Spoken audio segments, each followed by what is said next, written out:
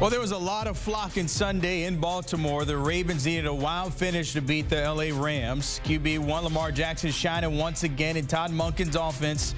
Number 8 was going crazy. 313 yards passing with 3 TDs. He was also the Ravens' leading rusher with 70 yards on the ground, leading them to a 37-31 overtime W. He wasn't the only one going off in Week 14. Breece Hall for the Jets doing some damage on the ground along with receiving there, 86 yards and 1 total touchdown for 26 fantasy points. Deebo Samuel, big numbers, 7 catches for nearly 150 and 2 touchdowns for 33 in fantasy. And Evan Ingram becoming a nice little target there for Trevor Lawrence out in Jacksonville. 11 catches for 95 yards and 2 tutties for 32 fantasy points.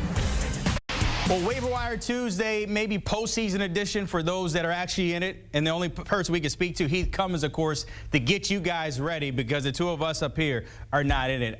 Heath, you usually talk about quarterbacks, and it's usually Gardner Minshew. But you got a different name people should be looking for on the wire. Who is it? Absolutely. Matthew Stafford been on a heater lately through 3 touchdown passes in Week 14. Week 15, he gets the dream matchup against the Washington Commanders. This team has leaked fantasy points to quarterbacks all season long, giving up more of them than any other team in the NFL. And so I do think you can view Stafford not just as a good streamer, because listen, we've said it. When we've been talking about Minshew, he's still been ranked for me in that QB 14 to 18 range. It wasn't a streamer I was excited about. This is a different situation. Stafford is someone that you could actually look at as a must-start quarterback. All right, so Stafford, maybe turning back the clock there for Week 15. How about those RBs for you? It's going to be Ty Chandler, hopefully, and Deontay Foreman, definitely. Now, Foreman is still a little bit of a low upside option just because he is still sharing with Khalil Herbert and Roschon Johnson. But we saw in his first game back that Foreman was the clear lead back. His matchup against the Cleveland Browns have not been particularly difficult for running backs as of late. So Foreman does have the highest floor of this duo.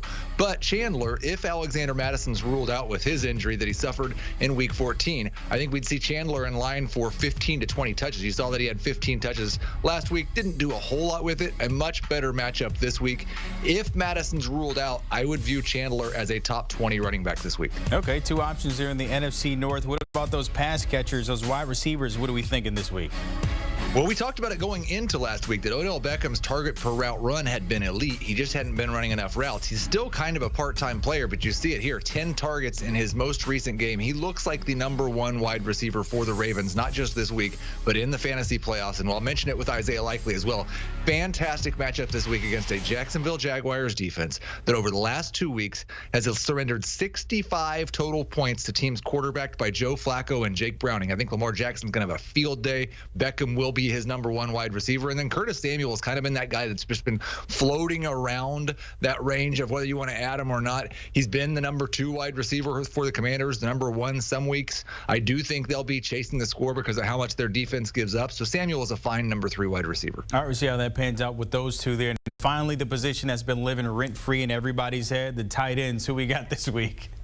Well, it's the same guy that we said last week, so that's a good sign. That means he delivered last week. Isaiah Likeley is still rostered in less than 65% of leagues.